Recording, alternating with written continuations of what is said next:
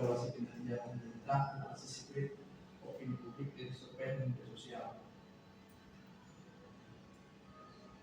Nah, yang menjadi latar belakang riset ini dilakukan karena konteks existing hari ini evaluasi terhadap kinerja pemerintah itu kalau dilihat dari sisi persepsi publik penilaiannya itu berjalan masing-masing. Satu sisi secara konvensional dengan kuesioner yaitu melakukan wawancara berbasis populasi secara proporsional.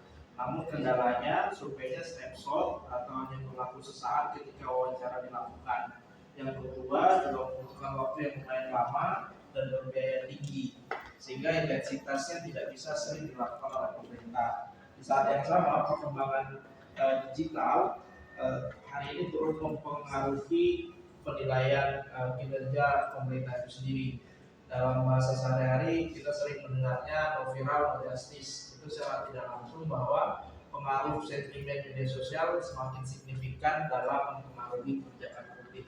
Nah, kondisinya yang terjadi adalah meskipun kaya dan cepat secara konteks, tetapi ada tantangan metodologis dalam persepsi media sosial, yaitu noise, bias demografis, dan tidak representatif karena terkadang suara satu orang bisa mempengaruhi seribuan orang gitu. Dalam hal ini misalnya influencer yang punya banyak jutaan ribuan followers.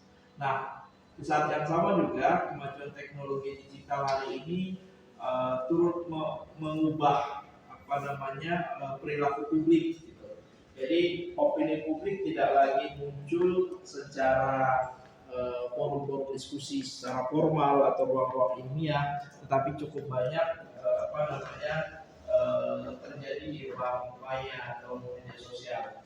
Nah, dinamikanya berlangsung secara real time dan turut memberikan pressure tersendiri dalam agenda kebijakan publik yang dilakukan oleh pemerintah.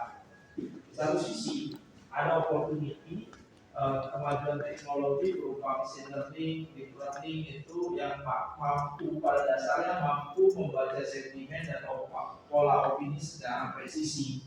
Namun kondisinya ini belum dijadikan instrumen secara formal dalam kerangka evaluatif yang dilakukan oleh pemerintah.